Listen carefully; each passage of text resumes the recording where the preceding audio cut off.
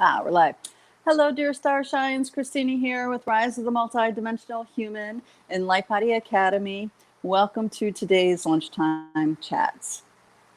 So we'll give everybody a minute to a minute to join the feed. For those of you who are new to the chats, my name is Christina and I'm the acceleration expert. And we are here to talk about topics and issues that are significant for us new paradigm visionaries, way showers, star seeds, those of us who have abilities and perceptions that perhaps are not embraced by the rest of humanity or, the bulk of humanity at this time. So we have very specific experiences and vantage points that perhaps other people do not. So I do the best that I can to provide a liberated perspective to those topics and issues during these chats. If you want to join these chats live and contribute to the conversation, you can do so on our YouTube channel, Lightbody Academy. And so, because this streams live through there. And then you can also join us through our private Facebook group called Rise of the Multidimensional Human. Now, that particular Facebook group and the sister group that we have in Telegram, just called Multidimensional Human, that is where we develop these conversations. So people post things, people, post videos or songs or thoughts or events or, things, share things that have happened to them. And as, I come in contact with this information, we might talk about it off screen or on screen. It depends on what it is. Then this is how I get to the kinds of things we're going to talk about during these chats. So we have a few conversations to continue from last time because we didn't get through all the questions last week. And then there's a few new pieces I want to add into the conversation for this week. One of them is dear sister Starshine Haley in our Rise of the Multidimensional Human group posted a sharing about a sleep paralysis and having something really scary happen during that. And then there were follow-up responses to her experiences where people were sharing a similar kind of thing. So I want to talk about sleep paralysis, and I also want to talk about interdimensional planes and stuff that happen in those times of between waking and dreaming. So I'm excited to bring that forward because this will help people understand their biosuit, I believe, will help people understand their biosuit function on a multidimensional level even more deeply. And the other piece that I want to talk about is I want to talk about nanotechnology and nanite technology. Now, dear sister, I think it was Lavana in our Telegram group, Multidimensional Human, was sharing some thoughts about that and her concern.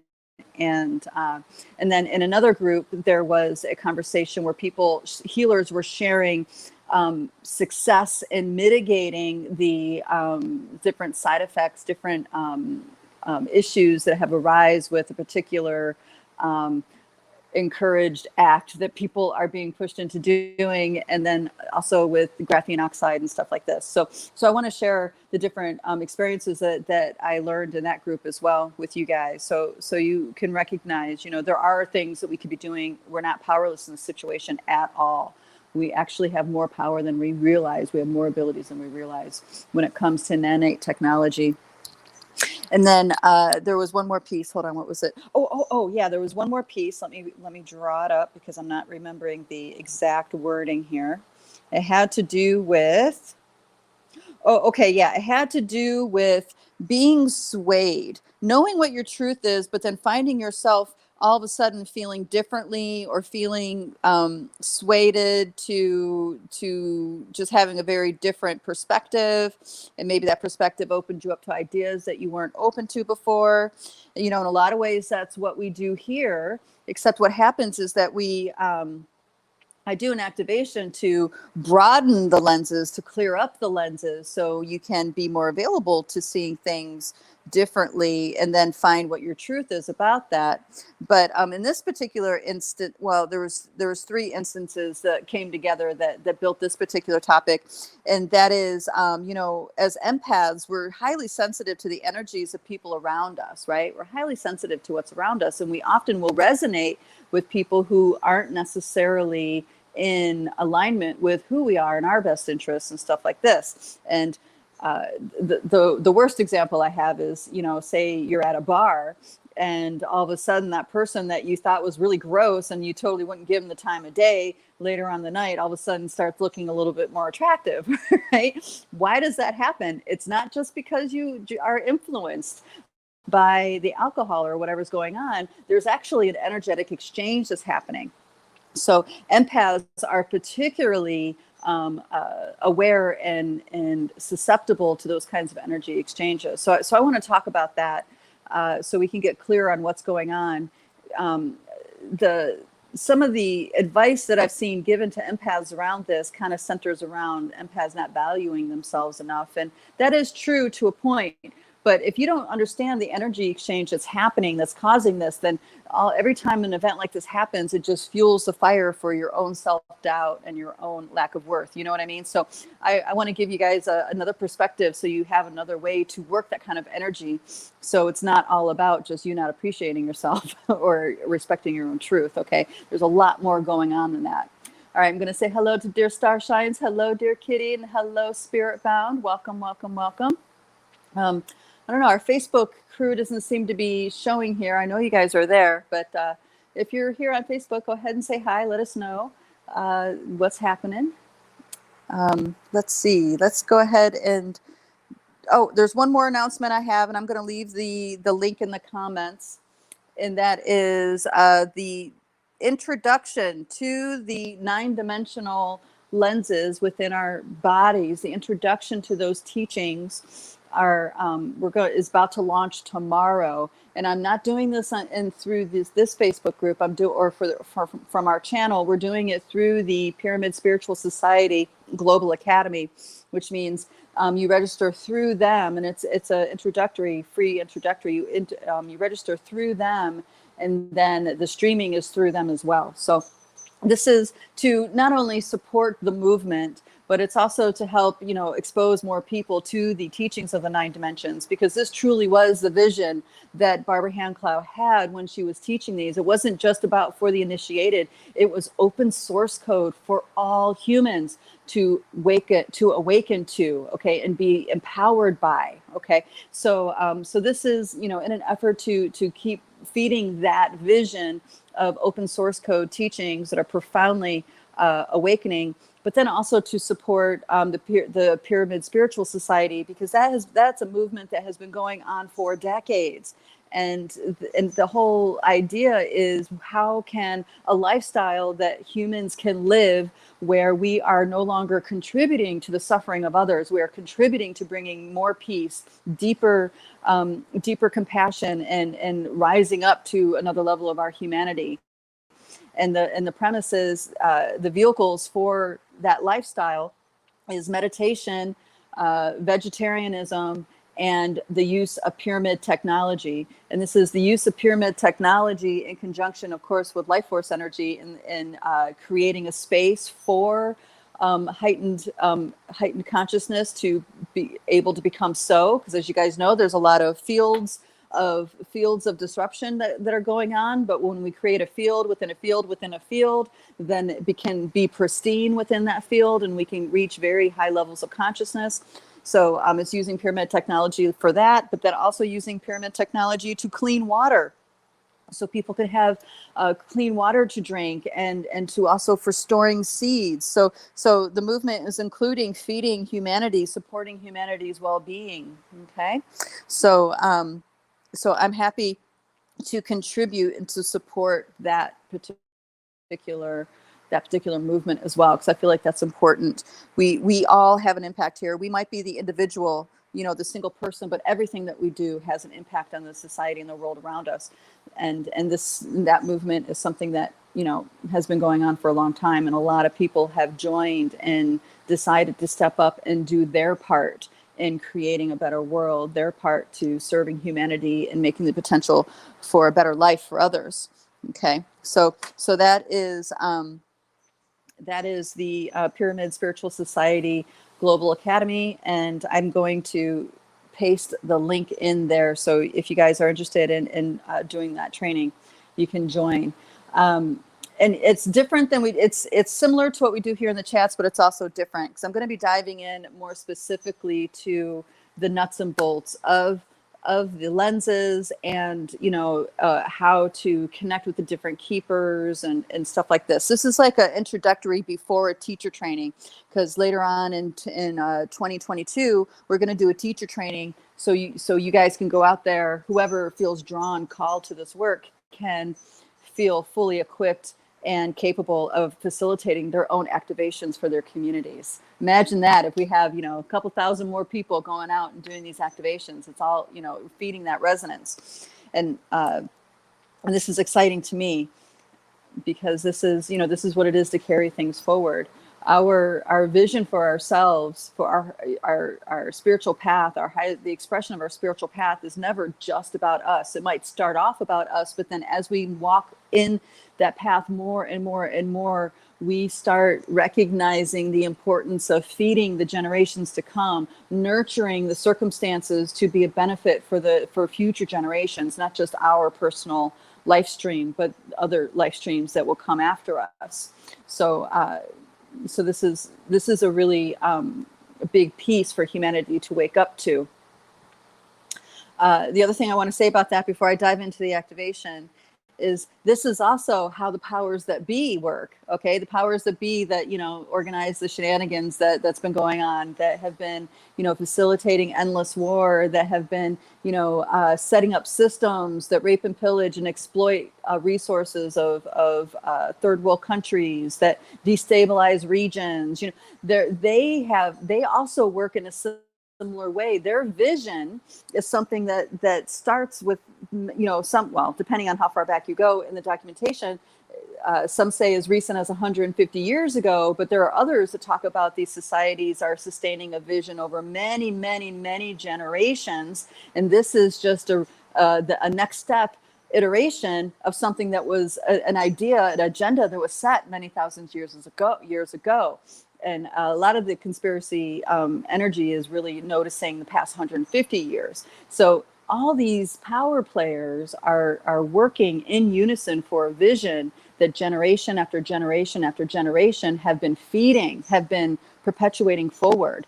And once we, the normal human, everyday human people, wake up to that and embrace that ourselves, their agenda will have no match for what we choose, because there's many more of us than there are of the ruling class, that 1% that we call it, where we need to galvanize with each other and join forces and envision what the future can possibly hold for our future generations. And when we get together and do that, then that is a tsunami that cannot be stopped. And dream time is a major key to that. Group dreaming is very, very potent when we're all involved, when we recognize how we're all involved in the same dream, digesting the same energies and bringing things forward. We're all that more empowered to recognize who we truly are as an infinite being in a biosuit. Okay. Hello, darlings. Hello, hello. Okay.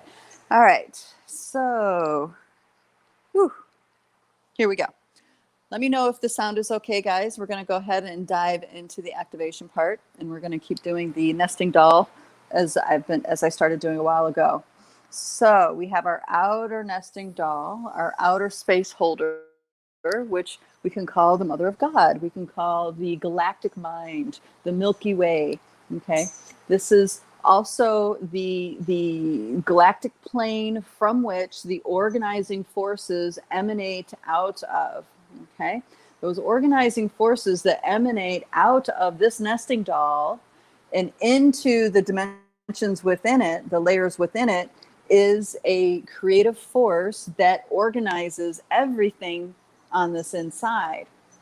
So that begs the question, well, what's the nesting doll outside of this influencing those organizing forces? Okay, this is where a lot of you guys are waking up to that, right?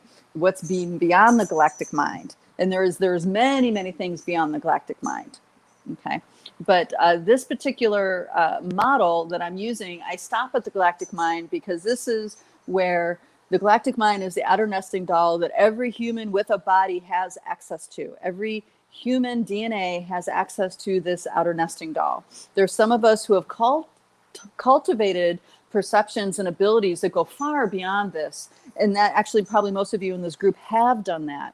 But I'm keeping it to this so we can really, because this is about creating a resonance wave, right? Or creating a resonance wave where you're in that wave just very easily, and you're opening to different understandings, and you're becoming liberated with these different perspectives, and that that wave collectively goes out and influence others on a subconscious level. So it also impacts consciousness grids. And there's lots of consciousness grids that are, meant to lock down consciousness, that are meant to lock down humanity's awarenesses and stuff like this. So the more we have these kinds of experiences every week, and we integrate and digest, we are actually counteracting all of those grids that are still in place. And of course, many have fallen, but there's some that are really anchored in, because the programs that anchor these grids in have been passed down from generation to generation to generation to generation. Okay. So those aren't easily removed. They need to be, there's a collective resonance that needs to be hit before that can fall away. That's why some of these things are getting really, it seems like they're getting stronger, when really what it is, we're just more aware of them. Okay, so the galactic mind, the mother of God, this is, there's creation waves that emanate out from the center of this consciousness. Each wave is an organizing force to creating an embodied life. So the first wave is, I believe, cellular organization. So it's an organizing force that allows cellular development to begin. This is where we talk about the primordial earth, and you have the amoebas in the water, in the pond, right? And those amoebas eventually grew into different life forms. Okay, so these creation waves have a very long span of evolution, of moving things forward. And according to the work of Barbara Hand-Clow and Johann Kalaman, who explored, he wrote a book called The Nine Waves or something like this, and he talked about these creation waves emanating out of the center of the Milky Way galaxy, and that there's 9 of them all together. And right now the last wave just started to unfold in 1999, which is introducing technology into the awareness of humanity. So we have all 9 waves unfolding at once now, and I've proposed back in 2012 that event had because we reached our critical mass, that event created a fissure in a way where there are many, many more creation waves emanating out of that center than just those 9. And my sense is that it's exponentially increased. But we have to process that. We have to digest it. We have to integrate with that in these biosuits, and our consciousness adjust. So it takes time for it to really anchor the reality of it, to anchor in to our 3D reality that we're surrounded by. And because it has to first integrate within our cellular realms, our inner telluric aspects, and then we'll see it on the outside in this 3D world. Okay, the next nesting doll after that is the all that is presence, the I am presence. Some of us might call this God. This is we blend all the way with this particular, when we come in through the center of the Milky Way, the first thing we blend with is this all that is presence. This is what we might call God. Though there is infinite creator that is actually beyond this particular nesting doll. So there is a difference here. The all that is, though, is something that is a truth with everything that's within this nesting doll. So there's no way to be separate, even though we have the experience of being separate. Okay, and that's what this all that is lens does for us. It gives us a way to connect back in to the I am presence and remember ourselves whole again. Okay, so in that all that is presence, a thought emerges, which is the frequency of your individuation, and that's the next layer. The frequency, the soul song. We perceive these. We perceive this. Our soul's journey. It's also perceptions of frequencies. When you're looking at things that are in perception of frequency, that means there's no more finite plane that you're looking past the finite plane that frequency needs to create a shape. Instead, it's pure vibration that just is infinitely going, going, going. And when you have a vibration that's going, going, going, and then you capture it or you put it in a container, right? That's when that frequency is going to start creating a shape. And that shape that I'm talking about, that your frequency created once it reached a finite vessel or container, so to speak, that became your light body. And your light body has the map of all of your existence within it, all of your unfoldment within the Milky Way galaxy within it. Okay, so there's things that get turned on in the light body. There's things that get turned off in the light body. Similarly to, DNA, you can turn on certain genes, you can turn off certain genes. The light body has a similar thing. And you can do profound healing within yourself by working with the light body. You just have to get through the interference between the conscious mind and that level of yourself, that level of your anatomy, of your energetic anatomy. Most people in their trainings, or most traditions, let's say, in their trainings, will stop with chakras, or you know what I mean? They don't quite, or they'll go into the akasha. They'll do chakras and the akasha, which is valid. It absolutely creates transformation. But there's more. There's more beyond that, and this is when some people do end up discovering that on their own, or there's some traditions that do teach about light bodies. So that's this is a really profound way to deal with illness before it happens within the physical form, to deal with tragedy before it comes and manifests within your physical life. You can work with the light body and change what the unfoldment is. Usually, the way to heal the light body has to do with some level of soul retrieval, has some level to do with essence retrieval, reintegrating with a lost aspect of self. Those are the ways that you would heal the light body. There's other ways, of course, but I'm just mentioning a few that I know that you guys are definitely familiar with. All right, so then we have, from within the light body, we have that 5D field. This is your that realm of joyful creation. It's also the doorway to the akasha, the infinite self, the part of you that is beyond, not confined by space and time, not confined by linear progression. Okay, so this is the doorway, access point to this field is the heart space.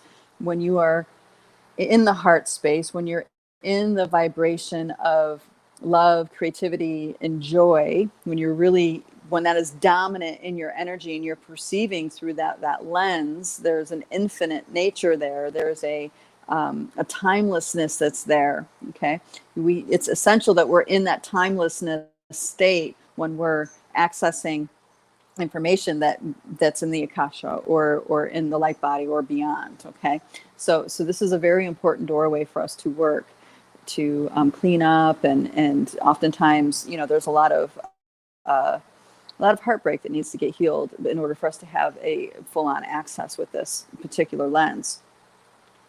Then we have the 4D field that is within that. So we can say this is the heart, and then the 4D field is the mental field. It's also feeling, though, so it's not just mental. It's thoughts, feelings, emotions. And this is the collective resonance. This is where I want to talk about being influenced by others. You guys have noticed this, right? When you are with somebody who has a particular attitude or thought, and they really want you to have a similar attitude or thought, well, depending on how your personality is. I mean, if you're an indigo, you're going to fight it, right? You're going to be like, just because you want it so bad, that's exactly why I'm not going to do it. There's an attitude with that. But there's others that have a feeling of, they really want to understand, or they want to be neutral, or they want to be, connection is more important than the disagreements. I mean, there's all these kinds of more subtle pieces. And what happens is, when a person really wants you to do something, or really wants you to have their opinion, or really want you to change your mind and think like they do, what's happening, the interaction is more than just words. There's an energy being pushed upon you. Okay. And if you are not going to, if you are, off in any way within your body, or part of you is checking out because you don't want the conflict, their energy is going to come right in because your energy is leaving. Your energy is, collapsing or retreating. So now their energy is coming in and influencing you. Okay. I've had this happen several times throughout my life especially when I was younger, I would have a particular idea of how I thought things were. And then I would sit with somebody, maybe it was my mom or somebody that I thought that I respected or whatever, and then they would totally give me the rundown, and all of a sudden I'm thinking the exact opposite that I thought before, and I wouldn't notice until later that when the energy exchange wore off that wasn't the truth. I didn't realize that wasn't the truth. Okay, so this is something that happens to humans all the time. And to make it even more complicated, there's programming that has gone on generation to generation to generation. So there's a really big resonance on a subconscious level that actually gets in our way sometimes. And that is why the indigo is perceived to be so angry, because we there's a subconscious relationship here where we need our strength or our anger for the strength to stay present and push that energy away from coming in. I mean, it takes a lot of energy to engage with that kind of dynamic and really hold your ground. So the indigos have figured out how to use some of these emotions that maybe some people might call toxic. We've learned how to use these emotions to give us strength to hold our ground. So not that we're always mad, because that's not really the case, but sometimes it is, right? Depending on the topic. But we're in our process too. I'm saying we not because I consider myself an indigo anymore, because I think I've upgraded a lot since then. But I totally get the mindset, because that's how I grew up. I grew up fighting the system, and I was just heels in the ground, feet dug in, and the more I was pushed, the more I was not budging. And that was, I was always fighter. I was always fighting for something, for the right to be heard, for the protection of, people who couldn't stand up for themselves. I would stand up for them, I would, all that savior BS, So I'm sharing these things because this is what I've learned, how to get out of those dynamics. This is part of the process that I've awoke to. There's so much more going on than I realized. And I used to be really hard on myself, thinking like, why can't I just get along? Why can't I always just find the good? Why can't I just, why am I susceptible to this? And that was the big thing. I used to really be down on myself because I felt like there's something wrong with me, that I was susceptible to those things. And the reality is that there was nothing wrong. It's just that I didn't understand what was actually happening. I didn't see on a bigger picture, in a bigger picture way, what was actually happening. Because once I realized the energy exchange that was going on and what was happening on another level, then I saw exactly what I could be doing about it, right? This is why ancestral healing is so important, because a lot of those dynamics unfolding between you and those other people that are pushing those energies, that is a pattern that has been going on for many, many, many, many, many, many years and generations. So you can actually heal these dysfunctions in your family. These programs, these traumas, can actually heal this stuff through loving, graceful connection with your family's ancestral healing, and that will assist you in those moments where you're getting hijacked, or when you're not able to stand up in your own energy in the presence of another person, kind of like bullying you in a way, energetically bullying you. So this is why seeing the bigger picture is so empowering. You're not tricked to try to have to deal with it on this level, because this level, there's nothing really that you can do. The inertia is already happening. The stage has already been set.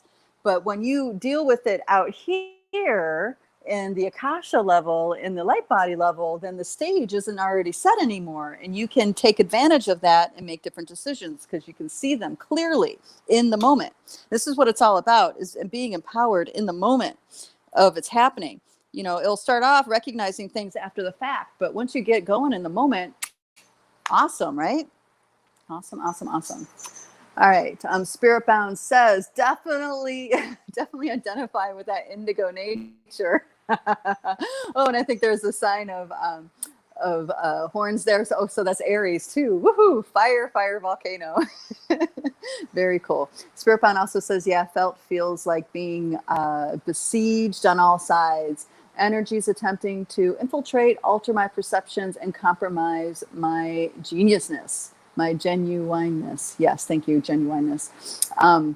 If I lose or give in, then it's bad for everyone. Okay, yes. Okay, I don't know what that particular abbreviation means that you put there, but I think that's the shit hits the fan maybe, and it's bad for everyone. Yeah, it is. So we're learning. So when people talk about waking up to the fourth dimension, this is what we're talking about: learning about this energy kind of exchange, this level of our being that's happening, learning about what that is, recognizing it, and then reclaiming our autonomy within those dynamics. So, and you know, a lot of people are. There's a lot of programs out there where people are super stunted, like they don't believe in energy. How can you not believe in energy?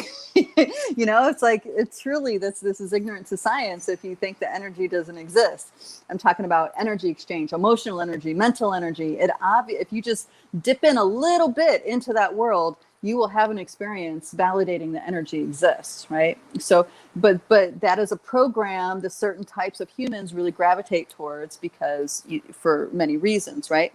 And it's a blinder, it's a blind spot. The fact is, you can feel it when someone loves you, and you can feel it when someone is perhaps in a less than loving state with you. You can feel it. You don't need to speak it. You don't need to discuss it. You know it deep inside. You know, that's that knowing, that energy piece, right? So even exploration has been done with plants. When you have a plant that's loved every day and talked to and sang to, it grows like 30% more than a plant that's just, you know, begrudgingly watered when it needs it, you know, and gets no attention. So there's a lot of evidence out there that tells us that the energy exchanges do exist, and they really are there. And humanity waking up to the fourth dimension is waking up to this kind of reality, which means a lot of the stuff that we thought were true, we have to admit that it's not true. And that's really scary for a lot of people, which is why, you know, they're hanging on with a death grip to these old ways, because it's really scary to recognize that, wow, there really is psychic communication. There really is telepathy. There really are spirits. There really is bad energy. There really are, you know, dark demonic forces out there. There really are black holes. There really, you know what I mean? It's like a realm. They don't even want to, it's really scary to admit that it exists. All right, and then with our next nesting doll from that fourth dimensional collective field is the 3D experience, and that's the experience of space. Now, I used to say it's the experience of space and linear time, but I feel like it's not like that anymore. I feel like the 4D field is the experience of linear time, and 3D is the experience of space. That means there's space between you and me. There's space between, you know, this wall and the door. There's space between the tree and this building. It's like this perception that there's separation and space between us, and we do things within this space, and it impacts the 4D field. Therefore, it impacts timelines. So it's like these realities, these nesting dolls are all closely woven together. And specifically, I would say 3D is that experience of space. Because as soon as you go into the 4D field, via sympathetic resonance, there's no space at all. You're instantly in resonance with whatever your thoughts, minds, emotions, perceptions are allowing for. And then similarly, in the 2D realm, your frequency resonates with everything else that is in that resonant pattern. So there's no separation on that level as well. All right, and let's get to the 2D. This is the telluric existence, the telluric reality, the atoms and molecules that make up your cells, the ionic exchange, which is the communications between your cells and the outside world. You have embodiments. You have vessels that are made up of telluric intelligence for other beings to embody. So you have crystalline beings, you have devas, you have nature beings, you have maybe Sasquatch Sasquatch beings, you have, lots and lots and lots of beings that are expressions within the telluric realm that, that are not human, but are sentient and that are evolved.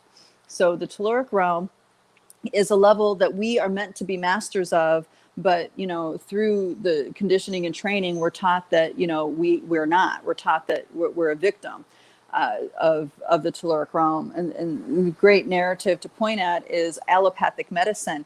When someone diagnoses you as sick and you're incurable, a lot of people will just put their hands up and be like, okay, I'm going to die. There's no cure, and they just wait to die. There are many, many people who've done that, right? There are many, many more people who refuse to accept that as being true, and they go on a healing journey and they figure out how to heal themselves. They figure out how to cure the incurable. They figure out how to truly operate this biosuit. Operating this biosuit isn't a matter of going into the lifestyle that's giving to you. You actually have to create the lifestyle that allows your biosuit to thrive. You have to do that. No one can do it for you. And unfortunately, none of us are taught what a healthy lifestyle is. Sure, they might mention, oh yeah, good diet and exercise, right? But that's not what's encouraged. That's not what's given to us. We're given you work a job, you go to school, you sit in school all day, then you sit at your job all day, and then you do this if you want to be considered successful, and you have this kind of money if you want to be considered successful, and you have to have this kind of house and this kind of car and this kind of partner, and you need to have kids.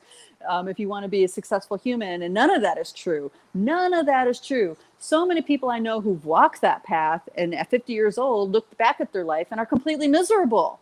They've been diagnosed with cancer or something like this, they've had some sort of major upheaval, and it's because the life that they're living isn't true to who they are. So their life force is actually being drained. It's falling away. It's not being in there. It's not there anymore. We have to actually do things where your spirit wants to be a part of what you're doing, because it's not all about the ego driver.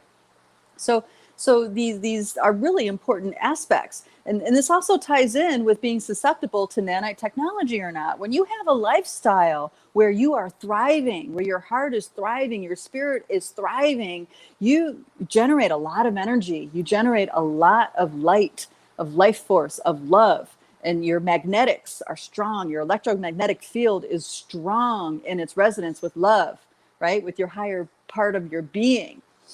When you're in that kind of resonance, you are not as susceptible to the nanite technology than those that that say live a lifestyle where they're very weak or meek, or they do not try to put energy into building a strong, healthy life, body, and environment, relationships, and stuff like this.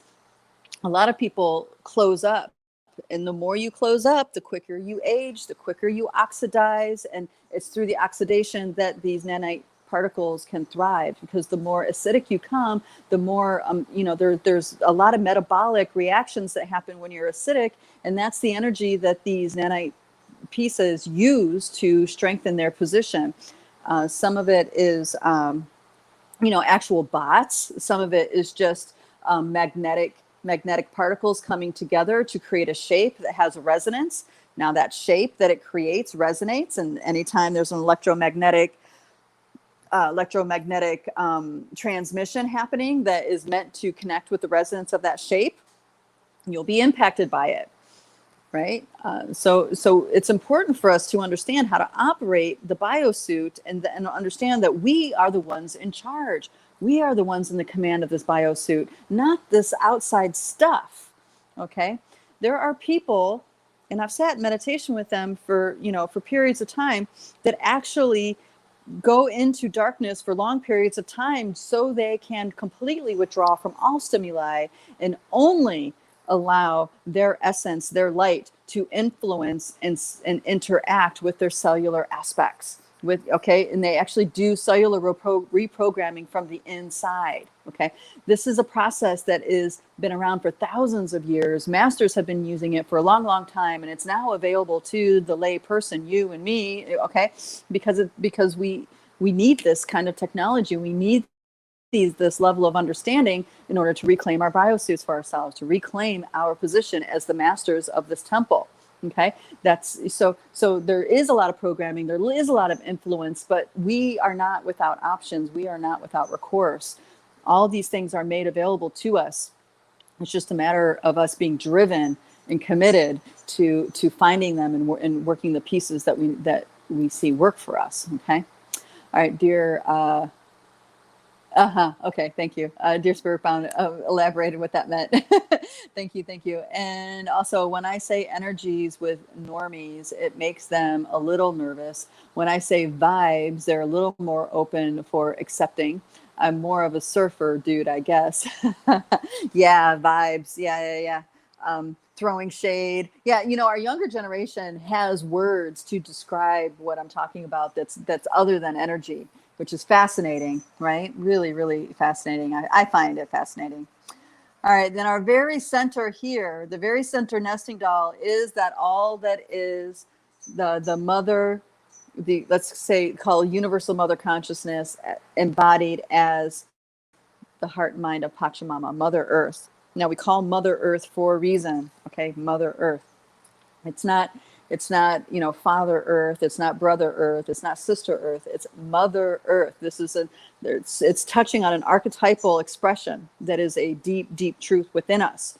So mother, they are the frequency is meant to be synonymous. It's not synonymous. The galactic mind, the mother of God, is not synonymous with the core of the earth. And that's a very long story, but in general, when the Milky Way is back into its unity consciousness, as in it does not have a white hole or a black hole in the center, it's actually a central sun, let's say it like that, then they'll be synonymous again. All right. But right now, the heart and mind of the Pachamama is the center of everything, let's say it like that. And we are here because we have an agreement with the center of the earth to be here, to dream our world into being, to participate in the grand drama. Now, this grand drama has lots of layers to it. It isn't just on the 3D plane. It's on all these planes that this grand drama is unfolding. And we know this because there are keepers of each of these lenses that we have stories about that have survived the ages. And a great example would be the Pleiadians. We have lots and lots of stories about the Pleiadians and their engagement with humanity. Our indigenous lore alone of the Americas talks about this. Okay, I'm trying to light my smudge here. I'm still working at getting my my father-in-law to pass on. All right, so he passed a few weeks ago, but there's a lot of unresolved issues, so he's refusing to leave. He wants to stay around and keep up some of the drama issues. And anyway, so I just burn smudge because I start to reach a certain frequency where he gets triggered and he doesn't want me to keep staying in this garage, which was his workspace. So I'm smudging just to keep it clear and to also help him out so he can wake up too out of the drama. Yeah, see, this is what I mean. It's like we get so taken over with the inertia of thoughts and emotions that really weren't even ours, that even when we pass sometimes we don't recognize who we are. We stay in the drama of those thoughts and emotions. We stay in the program. And this is how things like purgatory happens. This is how things like the hell realm happen, or even the idea or the experience of heaven. It's like all these programs are so strong in our mental emotional field. A lot of times when people die, they don't ever get past that 4D field. They stay in that 4D field. And this is those of you who cross souls over, this work that you do is so important. Those of you who are death doulas, your work is so important because we need to wake these beings up so they can truly go home and not stay in the collective field, stay in these recordings. That's really what it is. They're recordings that play over and over and over again that we invest our attention. You guys know that movie, The Sixth Sense. Great example. The guy didn't even realize he was dead. It's like certain things had to come together for him to even be open to the idea that he was actually dead. This is how a lot of people often pass. And this happens a lot when people are drugged, when they're super drugged and they pass. A lot of them don't realize they died. They just kind of all of a sudden wake up in their life and just go through the motions of their life without any realization. But this is changing more and more and more. All right, let me get on to the next piece here. All right, dear sister says, whoa, gotta go to FB Telegram and ask some questions. My grandma just passed a few weeks ago, and I swear she's still around. Yeah, she's probably still around. So, the easy way is to pray. All right, here's the easy way. The easy way is to pray for her well-being. When I say pray for her well-being, I'm not saying like, petition the Lord. I'm not saying anything like this. What I actually mean is connecting with your heart, your love and your appreciation for who she is or was, for that life. And then you pray for, you give gratitude and love for her well-being, for her finding her way home. And then you can even sing a heartfelt song, like a song that actually brings up deep, deep love within you, with the intent of the frequency of your voice, the sound of your voice, connecting with the doorways and the emissaries of the other side. And often I indicate the other side being like the sun itself, And when you do that, they actually can follow your voice to the next world. They can do that, but it takes heartfelt sincerity. And that, for those of you here, that's probably easy. For others, maybe that's a little bit more difficult. Especially if it wasn't a graceful relationship between you and that other human. But you can, there's lots of things we can do.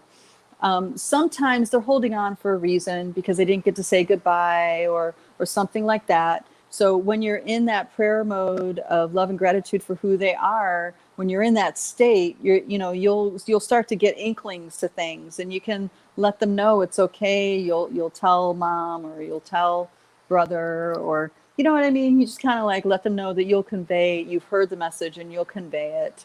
And, and you just stay very soft and loving. So in that loving resonance, they will wake up out of that 4D field and start to remember who they are. Because remember, the doorway to that is the heart, is the love frequency, is the love field. That electromagnetic frequency is where the big resonance is for them to find their way back home. Okay. And some people don't pass because they feel like they've sinned a lot in their life and they're going to go to hell. And that's something that you can help with your prayer as well. That is something that you can really, really liberate them by holding them in your thoughts and emotions with love and care. The Buddhists have these sutras. All right, not all sects of Buddhism. This is specifically the Bodhisattva lineage of a Chinese Buddhist system. They have an entire sutra that you sing and do ceremony and prayer with, and it's an all-night. It takes like about 7 hours to do the sutra. But what that sutra does is actually you sing into all of the possible realms a soul can get lost in or go to. You can sing into all the possible realms that they reach. And in that, you're not only liberating the soul that's passed, you're also liberating all facets of them that they may have lost through any timeline, time, space, lifetime, underworld, dimension, reality, whatever. You actually collect all their pieces like this through your heartfelt dedication and connection. So what I'm saying is not a new idea. These are very old, ancient teachings that we've forgotten because of our culture. The care of the dead used to be as important as the care of birthing humans. Okay, it used to be that important in culture. In some cultures, it's still, but in Western culture, not really. A lot of people, die alone. A lot of people die in nursing homes. A lot of people, have lost that deep connection with their family, with their roots, and die under circumstances of in fear or duress or something like this. Of course, there's people that just die in their sleep, and they're very lucky to be in that position.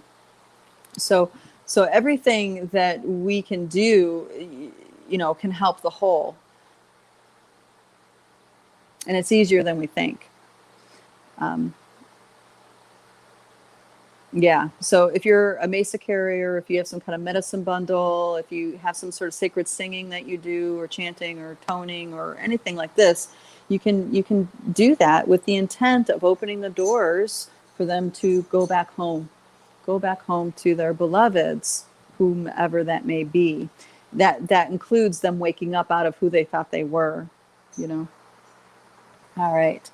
Hi, Rita. Good to see you, darling. She says that there's a book called Afterlife by Barry Strom that explains a lot. Okay, good. Thank you for that recommendation. All right, let me keep going. Okay, let's talk about that sleep paralysis, because this is a big deal. I have worked with many, many people over the years that have had this kind of issue come up, and there's some pieces to it. Okay, so the biggest thing about paralysis is, all right, let me back up a little bit. I have to back up a little bit more. Okay, so the veils are lifting. These nesting dolls are becoming clearer and clearer and clearer, and more available to us as each day goes on. Okay, now we may be aware consciously that these frequencies are available to us, or we may not. It all depends on how busy we keep ourselves. If we spend a lot of time in silence and in reflection and meditation, if we spend a lot of time, at least every day, in our inner space, being silent and paying attention, you're aware that these are coming online more and more and more on some level. Okay, you're aware that there's more available to you with inner resources. But if you keep yourself very busy, you may not be aware. Okay, busy with life, busy with computers, busy with work, busy with school. You know what I mean? We set these lives up that sometimes we don't have all the bandwidth to do everything that needs done. So there's that kind of thing. But what's happening is that the capacities of the biosuit that we have the capacities, our abilities are coming online, but because we're not paying attention, we don't recognize, we don't really recognize what to do with these capacities that are coming online. And one of those capacities I'm talking about is actually letting the body fall asleep while you stay awake. Okay, this is considered this. Sorry, so this is dream practice, and this is one of the exercises, one of the many methods out there on how to cultivate the ability to wake up within your dream, to lucid dream. Okay, and that is to practice being able to be awake while the body is asleep. Now, there is a lot of interference in us being able to do that in the past. Okay, that means it took a lot of discipline. It took a huge will. It took focus. It took commitment. It took years, usually, for someone to cultivate that ability. It took, training even, and stuff like this. And of course, dismantling the blocks in our subconscious. And those blocks are often programs, implants, interdimensional interferences that block our ability to stay conscious while we're sleeping. And I mean, the list goes on. There's lots and lots and lots of layers of interference that keep that from happening. Very similarly to the interference that used to be in our field so strongly, blocking us to our level of awareness with these nesting dolls. Okay, so as you guys, I've talked about this before. When Barbara first started teaching this material, people, it would hit their resistance, all the implants and subconscious resistance inside of themselves, and they would actually pass out. They would lose consciousness, or they would burst in huge fits of anger, because that's what all this inertia in the subconscious that was working against this level of recognizing these levels of frequencies would just burst out. That's how strong it was. It was like people quite literally get taken over. Even people who don't think that it's possible would get taken over, right? It's not about being weak-minded. It's not about being susceptible or anything like this. The powers that be on these other levels know who we are. They know who is likely to wake up. They know who has keys.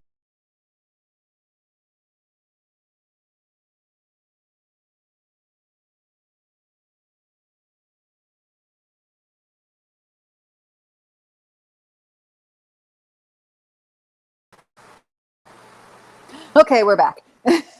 Okay, yeah, I don't know what happened there. 5555, good. So they know who has keys to certain programmings that can wake in to open up grids for the masses. They know who you are before you even come into this world. They knew who you are before you even came to this planet, depending on when you came, right? So it's not like It's not like all this is happening because you're weak-minded or you're born in the wrong station. That's not true. We get targeted. They target star seeds. They target indigos. And this targeting is interdimensional targeting. It's not just, Akashic record stuff and trauma in the physical body. It goes much deeper than that. These kinds of teachings reveal to us the level of resistances we have. Okay, the interferences we have within us. Okay, so when I talk about resistance, it's not our fault that we have this resistance. It's not all about your ego driver. The part that is your ego driver is that these implants, these interferences have been put in, and they are so insipidous and they run so deep, our ego driver starts to collude with them being there. Now, at that point, when we start colluding with them being there, then it's our free will contributing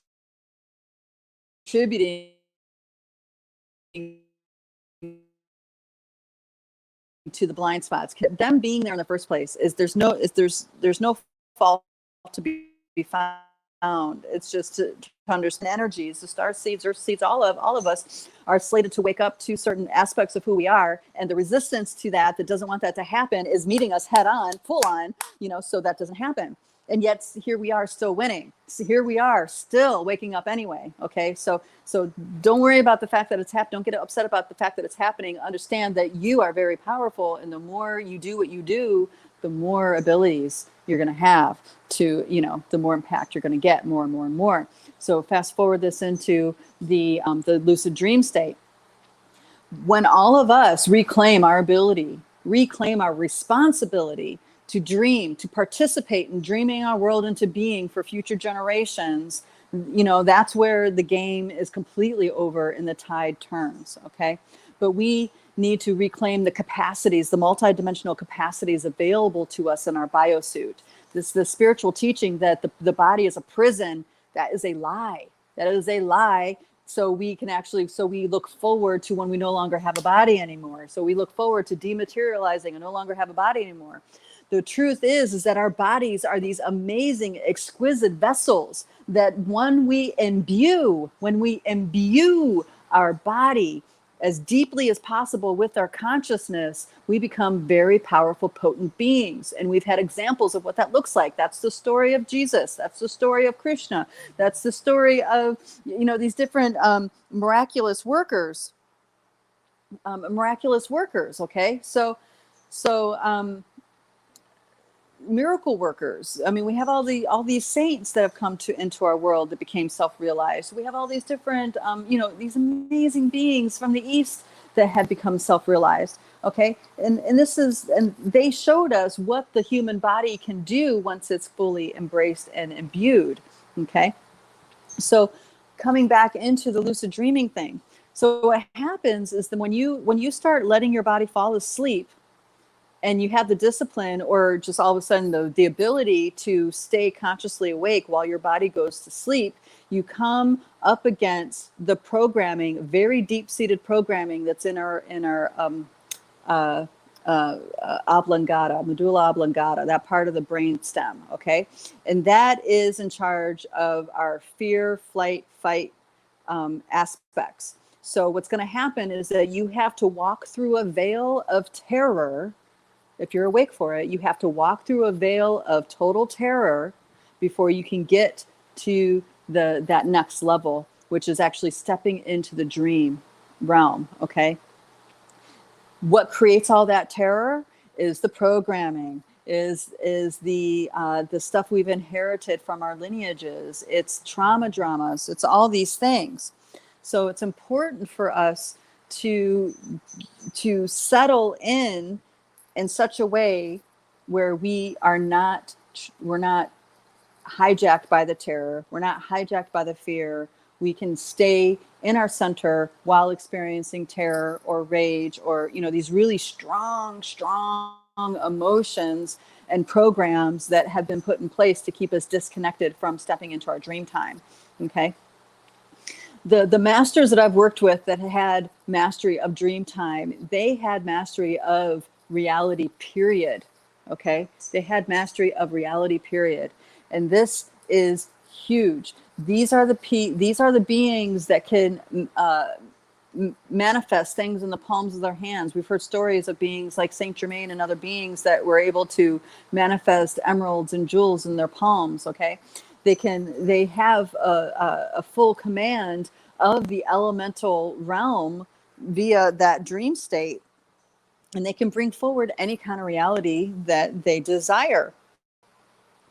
Okay, so imagine if you did that, if we did that, we would, what would you manifest? What would you want to create? Now, our ego driver is going to want to create things that help us feel safe, right? So maybe that's money, then maybe that's a house, maybe that's a job, maybe it's this or that, right?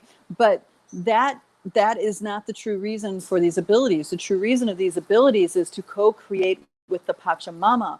What can you dream into being that enhances life on this planet for all life? What can you dream into being? What can you imagine, invent in your being to bring forward that nurtures all living beings, that brings even more enhancement for life, that brings even more freedom, that brings even more joy, brings even more beauty into the world?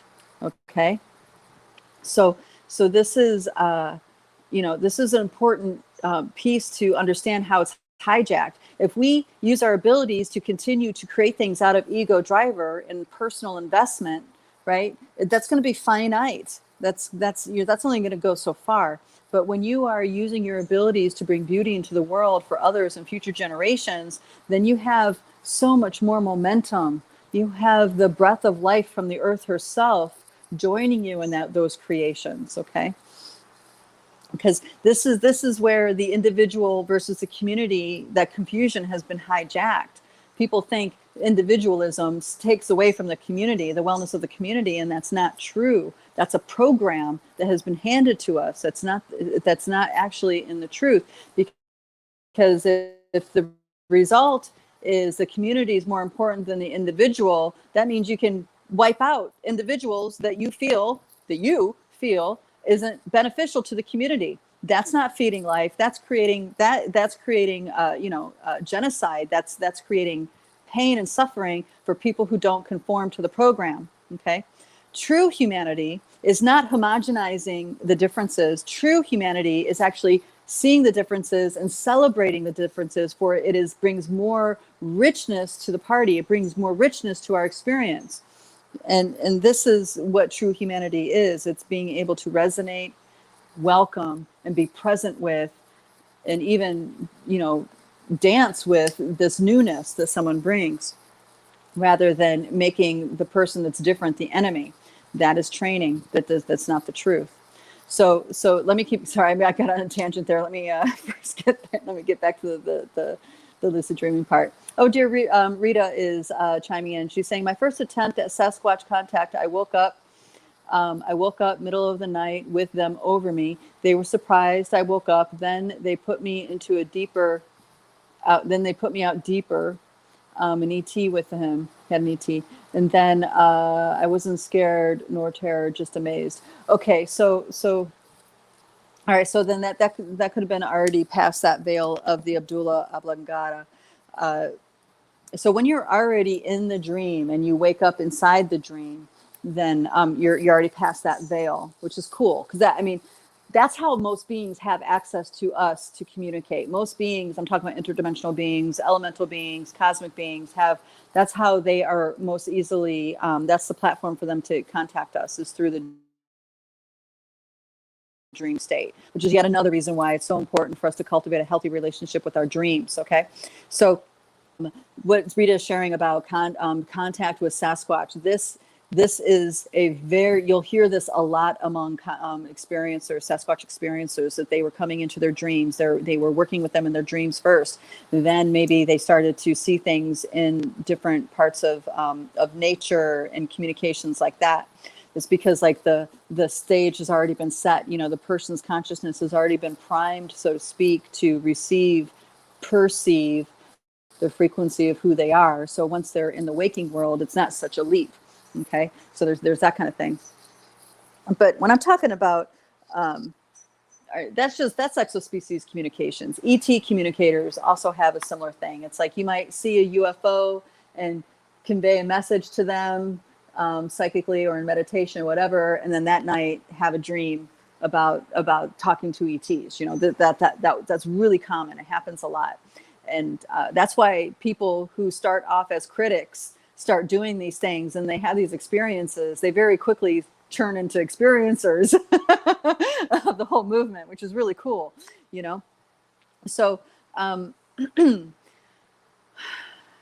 other thing that's going on with those capacities coming online is that they're because of the interferences, it's like half of the vehicle is coming online. So it's kind of like, imagine your vehicle, your body is a vehicle, and there's certain gifts that are coming available for this. Right now we're talking about dream time and lucid dreaming, but say like the part that there's many parts inside the body that need to be active and functioning in order for the full ability to be online. So it's like not just your third eye, not just your ability to perceive and tap into frequencies at will, right? Use your focus, have your command of your focus to tap into frequencies at will needs to be online, but your deeper center, your feeling center, like your second chakra or lower body, depending on where you're at in your evolution, you know, your ability to perceive with nonverbal communication. And I don't mean frequencies. I'm talking about feeling,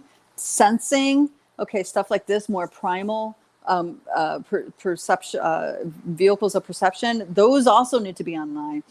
And once your lower body is connected with the upper abilities, then then the whole vehicle for lucid dreaming is together, and you can move forward in a very empowered way.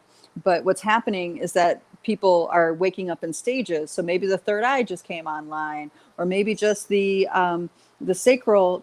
sacral perceptions came online, only one or the other. So when you're going through the experience, it's kind of like, you're having half of the experience. There's actually more there, but it's not able to get tapped into because the third eye isn't opened to enough capacity, or maybe the sacral area isn't opened enough to capacity. Now, what closes down the third eye is very different than what closes down the sacral area. It's usually disconnection from the telluric realm, disconnection from the Pachamama, disconnection from the Great Mother, from Mother itself, that archetype. Those are the kinds of things that close down the sacral area. And the indigenous elders that I've worked with in both South America and in Asia, it's jaguar medicine is what this is. The being able to feel, sense with your deeper capacities, with your more primal capacities, and have that connect into your actual perceptions that you can see in your mind, that's translated by the hypothalamus. Then that's like the major thing. This is how you can tell the difference between an illusion and what's real, is by having that sacral capacity online. For example, like holograms are used all the time to manipulate people. And when you're just perceiving with the third eye, you see the picture, you see the vision, and and maybe you're having thoughts and emotions about the vision. But when your sacral perceptions are online and you see the vision, there's another very potent feeling data set that comes with it. And if that feeling data set is not congruent with the image, right, that is your indication that there's something off, that there's some kind of manipulation being attempted here. Okay. So this is why many teachers who have taught journeying have said, it's great when you get a movie when you're journeying, but it's way more powerful to have the feeling when you're journeying. Okay. It's way more powerful to have the feeling. Okay. So that's why they say that, because that sacral aspect, it can see through any manipulation and lies, versus the holographic aspect. It's more difficult because you don't have that feeling piece in there. All right. Let me go back to, okay. So Spirit Bound says, I've never understood the arguments about collective versus individuality. They are reflections of each other, as above, so below. The microcosm is the macrocosm. True health for one is true health for both. Yeah. Well, yeah, it's a game, right? It's totally a game. Oh, look at that. You can do that. All right, so laugh out loud. So it's been like GPS navigation being turned on in your car, but only the audio works and the screen is still turned off. Oh, I love that analogy. Exactly. That's a great way to explain it. Thank you for that. I hope you don't mind if I repeat that, because that's a great way to say it. So the full system isn't quite ready yet. Is this an accurate view? Absolutely. Yeah, that's right.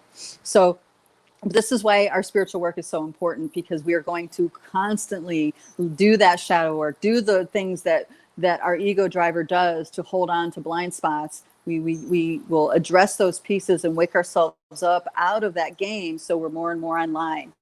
So you're more and more stepping into your sovereignty, therefore stepping into your power, therefore stepping into your ability to take responsibility of dreaming your world into being, you know. So that's what I'm talking about with that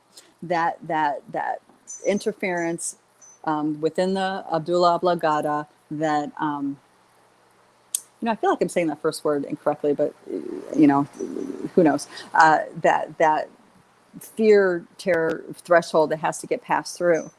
The other thing that happens, and this is also strong, but not, it's a little bit different than what we're talking about with the paralysis, is when we're in our dream, and unless we've really disciplined ourselves to not buy into thoughts and emotions and programs, a lot of what we're actually seeing in our dream are the results of programming.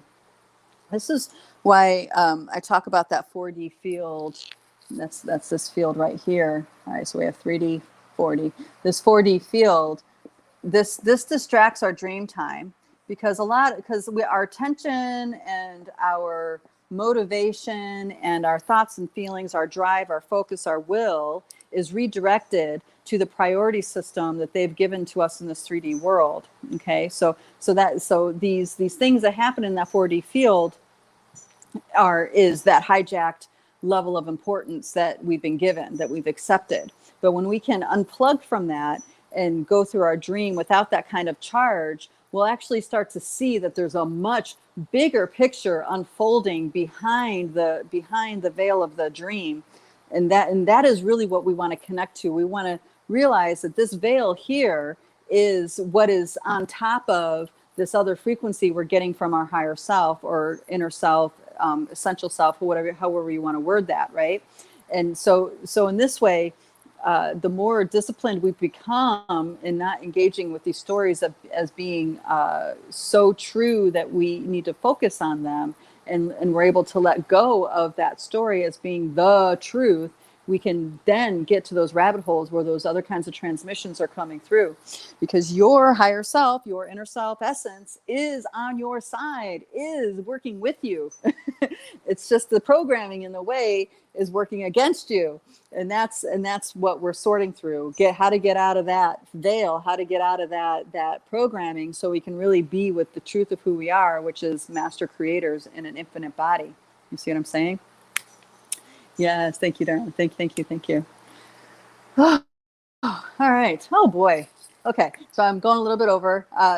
Thank you for sticking around. I just got a message from somebody that that the feed is not coming through. So it could be that shutdown in Facebook and YouTube, or the Facebook yesterday was shutting down to change the algorithms. You know, so a lot of people that normally are here didn't get their notices this time. I know that I know that our particular group, Rise, has been targeted because there's people that flag information that they say is false or post information they say is false information, which is hilarious. I posted a quote. This is how ridiculous it is. I posted a quote, a Martin Luther King quote that I have been posting because I love the quote so much. I have been posting it for years, more than 5 years. I have been posting this quote on many different platforms. And this time, after the shutdown and the reboot has started, it has been flagged as false information. There's a little notice that it's been fact checked and found to be false. Martin Luther King, a famous quote of his. So just to show the level of ridiculousness we're getting to in the social media platform. All right, so let me go ahead and post that link for the PSSGA thing for the training. I'm going to go ahead and post that. I'm going to try to do it here while I talk with you guys. And I want to let you know, let's see, links, here we are. Also, I want to let you guys know that Lightbody 101, the quantum reality shift, is still open for registrations. Oh, look at that. I didn't even put the link in there. Okay. I'll have to do it after the chat is over. So the quantum reality shift is a group where we do this work. We do the ancestral clearing. We do the multidimensional clearing of the blind spots, so we can, step out of the momentum of our past and our history, and maybe what people might call karma. Step out of that momentum and reclaim our life force for the here and now. That's really the point of the quantum reality shift, and we're doing all that work together. So there's encodements, transmissions that happen. We get roughly, it's about once a week we get together. So there's transmissions, and there's live exercises that you do with other people, energetic exercises. There's the actual group work of going into the ancestral clearing together, and then there's opportunities to dive into other groups. Group activities. So that's the quantum reality shift, and that is on our website, lightbodyacademy.com. I invite you guys to check that out. I'm really, really excited about this, because this is, level of access that has never been available before. And I'm just excited to share this with humans, because, the more liberated we become, the more sovereign we become, the quicker we're going to, find us in that new paradigm that we dream into being, not the one that's trying to be handed to us, the one that we create. Okay. So I'm excited for that. Let's see if there's any other pieces. If you guys are wanting to get out of Facebook and still interact, we have the Multidimensional Human Group on Telegram. You're welcome to check us out there. And of course, we're on YouTube as well. Oh, okay. So I'm getting some notices here. Someone says, fact check. What was just stated doesn't fit my narrative. So it's a fact that I don't want to hear it, and I don't want anyone else to hear it either. Yeah, so that's what fact check really means, is what she's saying. I'm assuming she. Facebook user Polly StreamYard is not working. Oh, okay, so that could be why it's not happening. It's been great to hear you again. Mwah. Thank you, darling, for being here. Thank you, everybody, for being here. And if you really enjoy these chats, I invite you to support us by liking and sharing. Invite friends in to watch. You can share the YouTube channel to any platform. You don't have to be a part of the group. So that would be really great. If you know someone who can benefit from this, if you share it with them, that would be a wonderful way to support what we're doing and getting the word out. And again, if you want to be part of that conversation, Rise of the Multidimensional Human on Facebook, or that Telegram group, Multidimensional Human. Thank you, guys. Mwah. We'll catch you next time. Bye-bye.